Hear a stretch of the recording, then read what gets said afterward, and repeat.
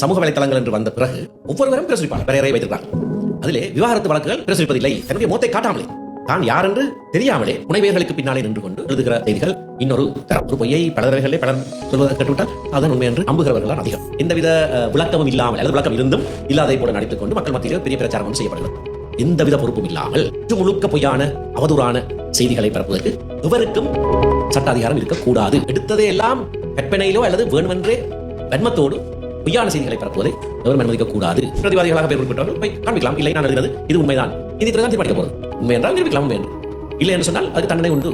2024 ஜனவரி மாதம் இலங்கை பாராளுமன்றத்திலே நிகழ்நிலை காப்பு சட்டம் என்ற ஒரு சட்டம் கொண்டு வரப்பட்டது. இந்த சட்டம் இந்த இணையவழி மூலமாக பரப்பப்படுகிற செய்திகள் சம்பந்தமான ஒரு சட்டம். எங்களை அனைவருக்கும் தெரிந்த ஒரு விடயம், சமூக வலைத்தளங்களினூடாக இன்றைக்கு பல செய்திகள் பரப்பப்படுகின்றன. முன்னைய காலத்திலே செய்தியாளர்கள் என்றால் அது அச்சு ஊடகம் அல்லது இலத்திரனியல் ஊடகமாக இருந்தால் அது ஒரு தொலைக்காட்சி நிலையமாக இருக்கும். இவர்கள் பதிவு செய்யப்பட்ட நிறுவனமாக இருக்க வேண்டும். பதிவு செய்யப்பட்டது மட்டுமல்ல, அச்சடித்து ஒரு விளம்பரத்தை விநியோகிப்பதாக இருந்தாலும் பிரசுரிப்பாளர் யார், அவருடைய விலாசம் எல்லாம் அதிலே அச்சடிக்கப்பட வேண்டும். அதுக்கு காரணம், அப்படியான ஒரு வரையறைக்குள்ளே இருந்துதான் செய்தி பரப்பப்படலாம்.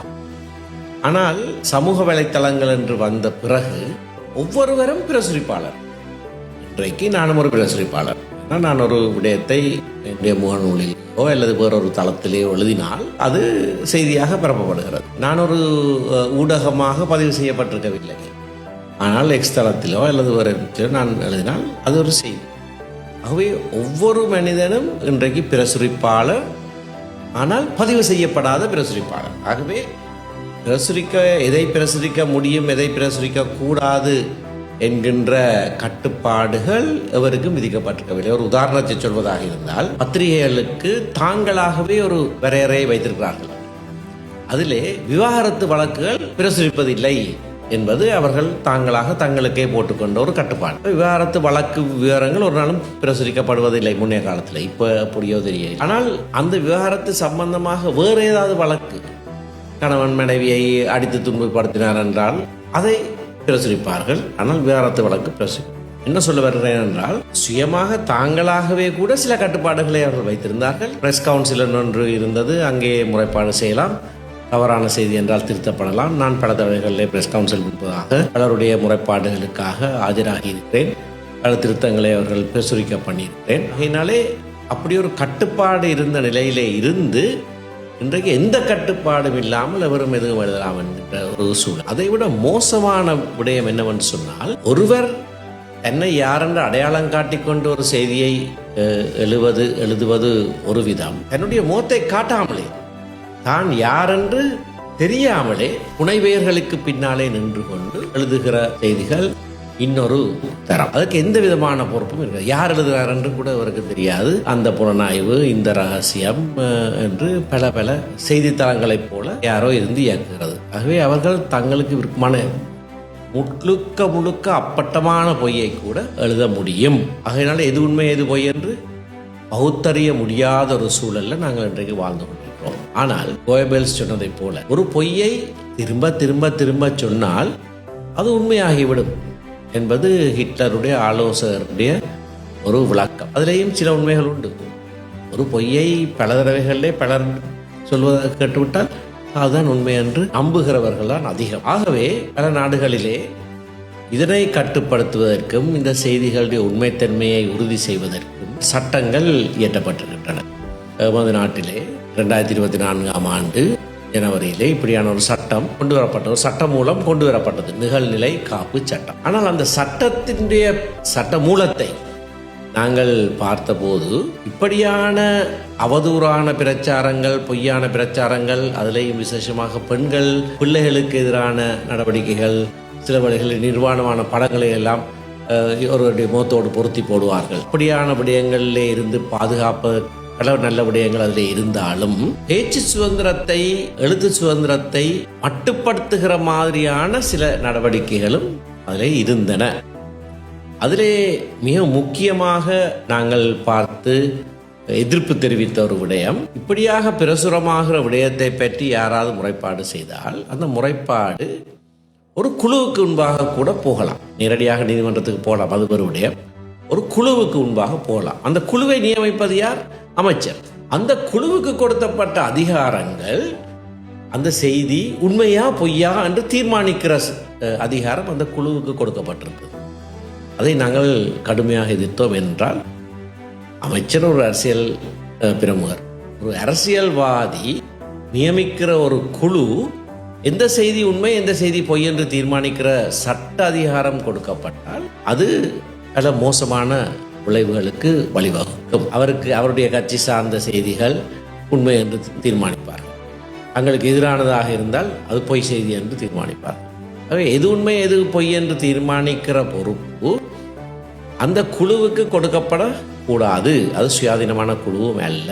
நீதித்துறையிலே விட்டு விடுங்கள், அதை நீதிமன்றத்தின் கையிலேயே விட்டுவிட வேண்டும் என்பதுதான் எங்களுடைய கோரிக்கையாக இருந்தது. நிகழ்நிலை காப்பு சட்டம் அத்தியாவசியமானது, தேவையானது.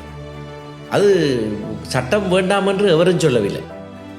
ஆனால் அந்த சட்டத்திலே இருக்கிற சில பகுதிகள் அந்த வேளையிலே ஆட்சியிலே இருக்கிற அரசாங்கத்துக்கு முற்று முழுதாக சார்பானதாக இருக்கிற காரணத்தினாலே அதை தவிர்க்க வேண்டும், நடுநிலை பேணப்பட வேண்டும், நீதித்துறை அதை தீர்மானிக்க வேண்டும் என்பது எங்களுடைய ஒரு ஆலோசனையாக இருந்தது. இது சம்பந்தமாக இந்த சட்ட வரைவை சவாலுக்குட்படுத்தி உச்ச நீதிமன்றத்திலே வழக்கம் நடந்தது. அதிலே உச்ச நீதிமன்றமும் பல விடயங்களை மாற்றும்படியாக பரிந்துரை செய்திருந்தது. இல்லாவிட்டால் ஒரு விசேட பெரும்பான்மையோடு தான் அது நிறைவேற்றப்பட முடியும் என்றும் சொல்லியிருந்தது. இந்த பின்னணியிலே அமைச்சர், அன்றைக்கு இதற்கு பொறுப்பாக இருந்த அமைச்சர் டிரானஸ் ஒரு நிபுணர் குழுவை நியமித்தார். இந்த இலத்திரனியல் சமூக வலைத்தளங்கள் சம்பந்தமான நிபுணத்துவம் உள்ள அவர்களுடைய குழு ஒன்றை நியமித்து அவர்களும் இந்த சட்ட மூலத்தை மறுபரிசீலனை செய்து ஒரு அறிக்கையை கொடுத்தார்கள். அவர்களுடைய அறிக்கை மிக சிறப்பான அறிக்கை.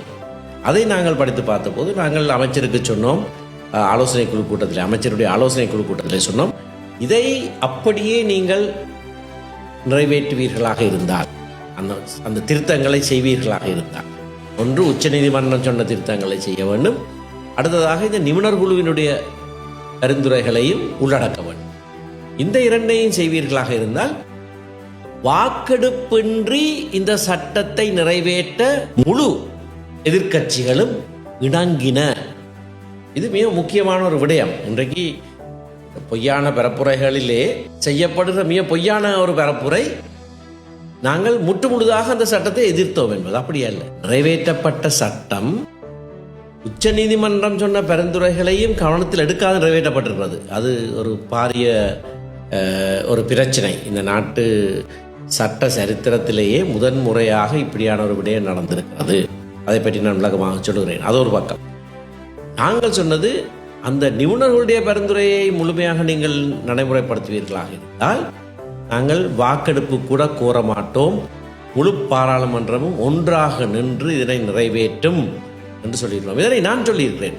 2024 ஆண்டு ஜனவரி மாதம் 24 பாராளுமன்றத்திலே நான் உரையாற்றுகிற போது திட்ட தெளிவாக சொல்லியிருக்கிறேன். வாக்கெடுப்பு என்று நிறைவேற்றுவதற்கு நாங்கள் உங்களுக்கு வாக்குறுதி கொடுத்திருக்கிறோம் என்று சொல்லியிருக்கிறேன். அது பதிவிலே இருக்கிறது. அப்படி இருக்கத்தக்கதாக அமைச்சர் உச்ச நீதிமன்றம் சொன்ன திருத்தங்களை கூட செய்யாமல் நிறைவேற்ற எத்தனித்தபடியினாலே அடுத்த நாள் அதிலே பல விடயங்களை நான் நிரல்படுத்தி சபாநாயகரிடத்திலே கையளித்தேன் என்று சொன்னால் அதுவும் என்னுடைய உரையிலே இருக்கிறது. அதற்கான காணொளியும் இருக்கிறது. Literacy level of the government members in this house is 0.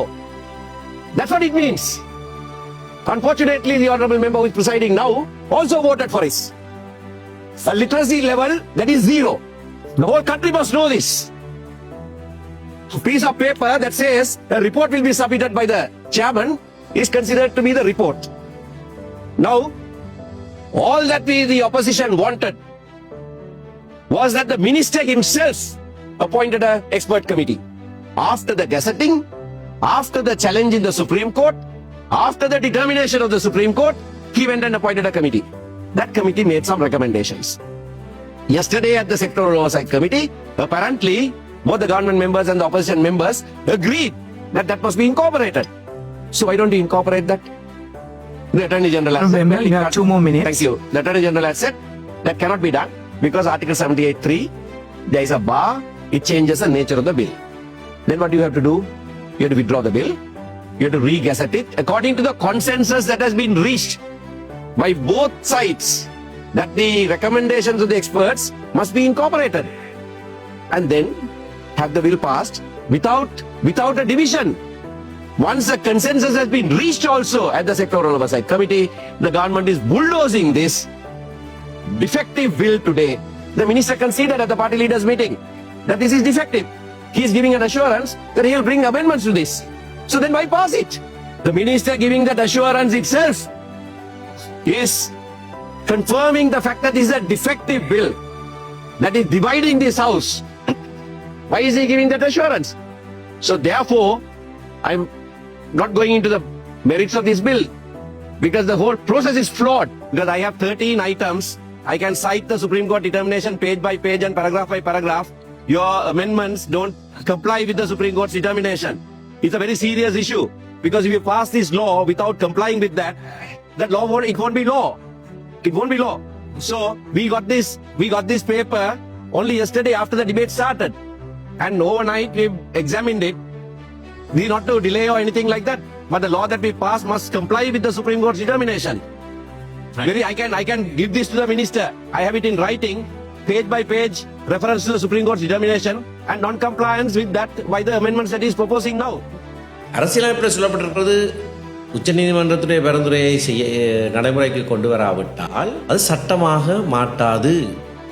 ஆகவே சட்டமாக மாட்டாது என்ற பல பகுதிகள் உள்ளடக்கி அவர்களை நிறைவேற்ற பார்த்தார்கள். நான் அந்த பிரச்சனையை எழுப்பின போது சபாநாயகர் சொன்னார், சட்டமாதிபருடைய பிரதிநிதி இருக்கிறார், அவரோடு நீங்கள் ஒரு தடவை உரையாடுங்கள். சம்பிரதாயங்களுக்கு மாறாக எதிர்க்கட்சி உறுப்பினராகிய நான் அரசாங்க பகுதியிலே இருக்கிற அறைக்குள்ளே இருந்த மேலதிக சொலிசிட்டர் ஜெனரல் விராஜ் தாரட்னவை சந்தித்து, அவர் இப்பொழுது சொலிசிட்டர் ஜெனரல், அவரோடு உரையாடி அவருக்கு அதனை காண்பித்து சொன்னபோது அவர் சொன்னார், சரி இதில் நீங்கள் சொன்ன விஷயங்களை நாங்கள் சிலவற்றை மாற்றுகிறோம் என்று. எல்லாவற்றையும் மாற்றுகிறோம் என்று சொன்னார். ஆனால் ஒரு 6 விடயங்கள் மட்டும்தான் மாற்றப்பட்டது, மிகுதி அப்படியே நிறைவேற்றப்பட்டது. ஆகவே உச்சநீதிமன்றத்துடைய பரிந்துரைகள் சில 5 6 இன்னும் ஒரு 5 6 விடயங்கள் மாற்றப்படாமல் நிறைவேற்றப்பட்டபடினாலே உச்சநீதிமன்றத்திலே நானே ஒரு வழக்கை தொடுத்தேன். நான் தான் மனுதாரர். எனக்காக திரு சுரேன் பெர்னாண்டோ சட்டத்தரணி எனக்காக ஆஜரானார். நீதிமன்றமும் ஏற்றுக்கொண்டது. ஆனால் ஒரு அடிப்படை மனித உரிமை வழக்கிலே இதனை நாங்கள் திருத்த முடியாது என்று அதனை அவர்கள் நிராகரித்தார்கள். நிராகரித்தது தவறென்று அதனை மீளாய்வு செய்யும்படியாக நான் இன்னொரு மனுவையும் கொடுத்துக்கிறேன். அது நிலுவையிலே இருக்கிறது இன்றைக்கும். நான் ஏன் இந்த விடயங்களை விளக்கமாக சொல்கிறேன் என்றால், தமிழரசு கட்சி நிகழ்நிலை காப்பு சட்டத்துக்கு எதிர்ப்பு தெரிவித்துவிட்டு தமிழரசு கட்சியைச் சேர்ந்தவர்களே அந்த சட்டத்தை உபயோகிக்கிறார்களே என்று ஒரு மேலோட்டமாக எந்தவித விளக்கமும் இல்லாமல், அல்லது விளக்கம் இருந்தும் இல்லாததை போல நடித்து கொண்டு மக்கள் மத்தியிலே ஒரு பெரிய பிரச்சாரம் ஒன்று செய்யப்படுகிறது. இது தவறானது. எங்கெங்கே நாங்கள் என்னென்ன சொல்லியிருக்கிறோம் என்பதெல்லாம் ஆதனப்படுத்தப்பட்டிருக்கிறது. ஹன்சாரில் போய் பார்க்கலாம் வேண்டிய பேச்சு. கட்சியுடைய நிலைப்பாட்டை நான் தான் அறிவித்தேன். ஆகையினாலே நாங்கள் சொன்னது என்ன, அந்த குழுவுக்கு அந்த அதிகாரம் இருக்கக்கூடாது, அதை நீதித்துறையிலே விட்டுவிட வேண்டும். நீதித்துறைக்கு தான் நாங்கள் போயிருக்கிறோம்.